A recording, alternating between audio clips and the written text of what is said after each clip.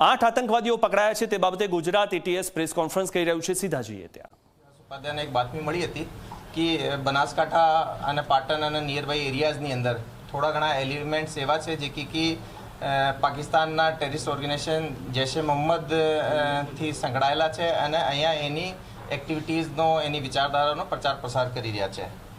આ ઇનપુટને વેરીફાઈ કરવા માટે એટીએસના એસપી શ્રી કે સિદ્ધાર્થના નેતૃત્વમાં એક ટીમ બનાવવામાં આવેલી, જેની અંદર DYSP Harsh Upadhyay, wireless PI DV Rathod, wireless PI Kripal Goletar, wireless PI Manal Shah, wireless PI Mayank Jhala, police sub inspector Manish Patel, PSI DV Ravari અને બીજા સ્ટાફ સામેલ રહેલા। આ લોકોએ આ ઇનપુટ્સને વેરીફાઈ કર્યા, ડેવલપ કર્યા હ્યુમન ઇન્ટ મારફતે, ટેકનિકલ ઇન્ટ મારફતે અને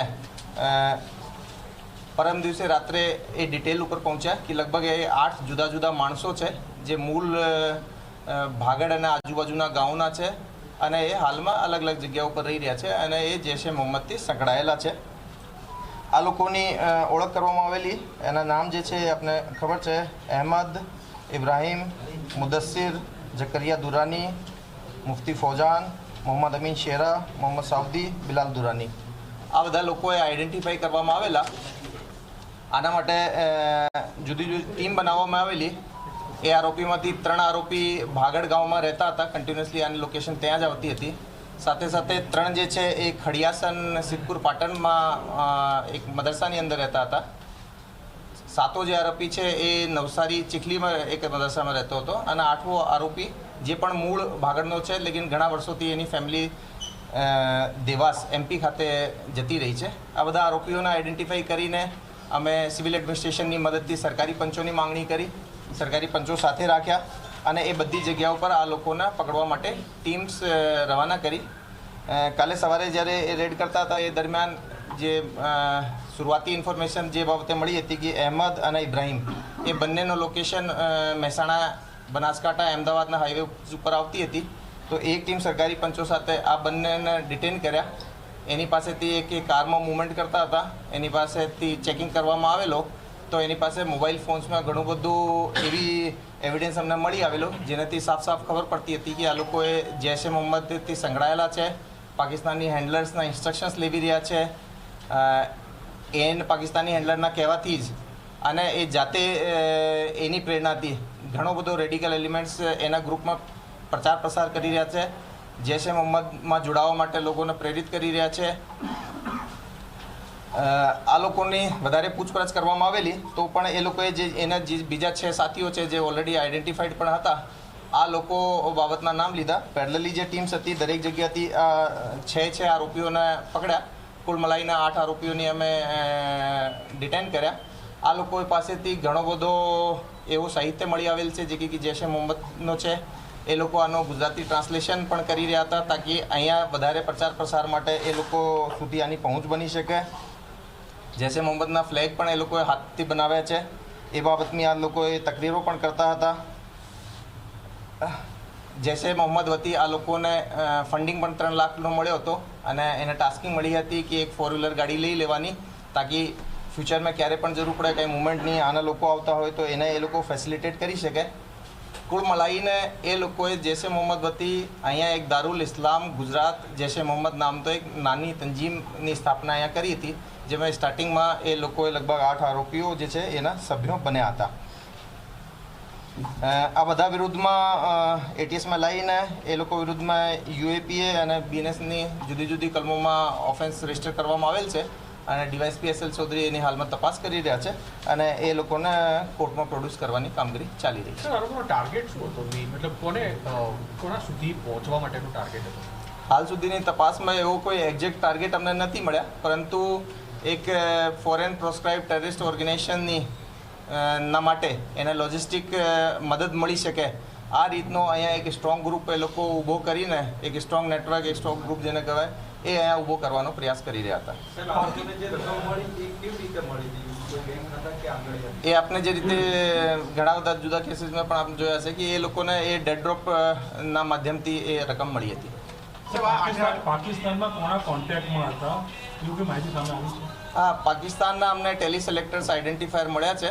એમાં પ્રારંભિક રીતે એનો પરિચય અબ્દુલ્લા સાહેબ તરીકે એ લોકો લેતા હતા અને એના વતીએ એ લોકોએ 2-3 મહિના પહેલાં વડોદરાની અંદર એક કાશ્મીરથી આવેલા માણસ સાથે મિટિંગ પણ કરેલ હતી. સર, આ સ્લીપર સેલ ખાલી ઓનલાઈન જ હતું કે બીજી રીતે બી એક્ટિવ?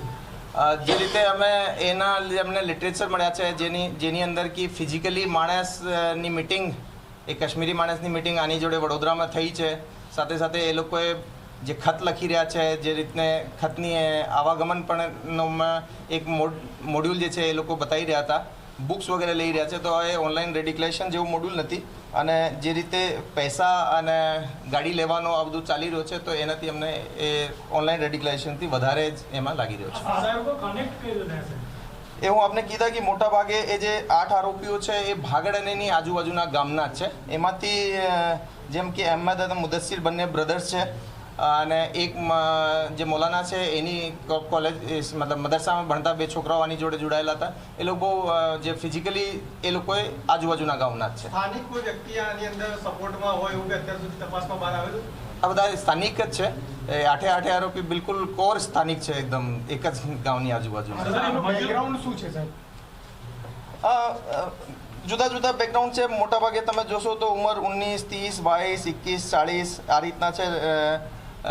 મોટાભાગે પરચુરણ કામગીરી કરવાવાળા મદરસામાં ભણાવતા છોકરાઓ છે અને થોડા ઘણા લેબર વર્ક પણ કરતા હતા. સર, મધ્યપ્રદેશમાંથી જે પકડાયા છે એમનું કનેક્શન કેવી રીતે થયું? ચાલો, એ મધ્યપ્રદેશથી જે છોકરો પકડાયા છે એ પણ મૂળ ભાગળ ગામનો જ છે. એની ફેમિલી લગભગ 15-20 વર્ષ પહેલાં જતી રહી હતી દેવાસ. અને આનો જ એક ભાઈ જે આપણે અહીંયા મદરસાથી પકડ્યો છે એ પણ આનો ભાઈ જ છે, જેની ત્યાંથી અટક થઈ છે. સર, આજે આ લોકોને કોઈ આગળથી કોઈ મેસેજ મળતા હતા કે કયા ઉદ્દેશ પર આ લોકો કામ કરતા હતા?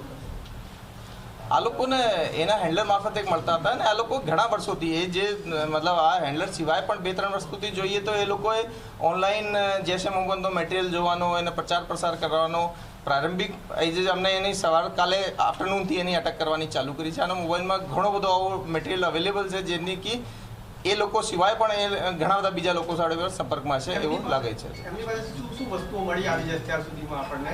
અમે આની પાસેથી ફોન્સ કબજે કર્યા છે, લેટર્સ કબજે કર્યા છે, લિટરેચર કબજે કર્યો છે. આની હેન્ડરાઇટિંગમાં જે ટ્રાન્સલેશન એ લોકો કરતા હતા એ કબજે કર્યા છે. સર, આ પાકિસ્તાની હેન્ડલર સાથે કયા માધ્યમથી કોમ્યુનિકેશન અને વાતચીત કરતા? એ લોકોએ જે રીતે હું કીધા કે ઘણા ટાઈમથી રેડિકલ છે, 2-3 વર્ષથી. એમાંથી મોટા ભાગના બધા લોકોએ ઓનલાઈન જેટલા પણ યુટ્યુબ, ઇન્સ્ટાથી ઘણા બધા લોકોનો સંપર્ક કરતા હોય છે. અને એવી એક એન્ટિટી નથી. એ લોકો જોડે આ ફિલહાલવાળી એન્ટિટી છે એના જોડે એ લોકો વધારે ઇન્વોલ્વ હતા, પણ એ સિવાય પણ ઘણા બધા લોકોએ જુદી જુદી રેડિકલ લાગતી આવી એન્ટિટી જોડે ટેરર, જેહાદ વગેરે વિશે ચર્ચા કરતા હોય છે. રેડિકલાઇઝેશનનું કોન્ટેન્ટ શું હતો? શું કોઈને ટાર્ગેટ કરતો હતો? કોઈ ઇન્સિડન્ટ રિલેટેડ હતો? કે કોન્ટેન્ટ શું? નહીં, એ લોકોએ મસૂદ અઝહરથી બહુ વધારે પ્રભાવિત હતા, જે જૈશે મોહમ્મદનો હેડ છે, અને એના ઘણા બધા વિડીયોઝ, એના બયાનો એ બધું સાંભળતા હતા. સર, અગાઉ પણ આવી રીતે એટીએસની કાર્યવાહી. તો ગુજરાત એટીએસે પકડેલા આતંકવાદીઓને કોર્ટમાં રજૂ કરવામાં આવ્યા છે. કોર્ટે તમામ આતંકવાદીઓના 14 દિવસના રિમાન્ડ મંજૂર કર્યા છે. એક મહત્વના સમાચાર જે સામે આવી રહ્યા છે, મહત્વના સમાચારની વાત કરીએ તો ગુજરાત એટીએસે પકડેલા આતંકીઓને કોર્ટમાં રજૂ કરવામાં આવ્યા છે. આજે જે 8 આતંકવાદીઓને પકડવામાં આવ્યા, કોર્ટે તમામ આતંકવાદીઓના 14 દિવસના રિમાન્ડ મંજૂર કર્યા છે. 7 આતંકવાદીઓ ગુજરાતમાંથી પકડાયા, 1 આતંકવાદી મધ્યપ્રદેશથી પકડાયું છે. ગુજરાત એટીએસે પકડેલા આતંકવાદીઓને કોર્ટમાં રજૂ કરવામાં આવ્યા અને 14 દિવસના રિમાન્ડ મંજૂર થયા છે. ત્યારે ગુજરાત એટીએસે પકડેલા આતંકવાદીઓને કોર્ટમાં જે આજે રજૂ કરવામાં આવ્યા છે ને તેમના 14 દિવસના રિમાન્ડ મંજૂર થયા છે.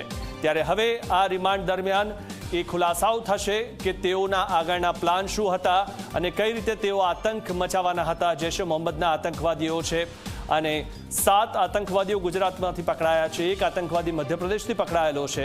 સૌથી મહત્વની વાત એ છે કે આ જે આતંકવાદીઓ રથયાત્રા પહેલાં પકડાયા છે, તેઓ રથયાત્રામાં તેમનો પ્લાન સફળ થાય તે પહેલાં જ તેમને પકડી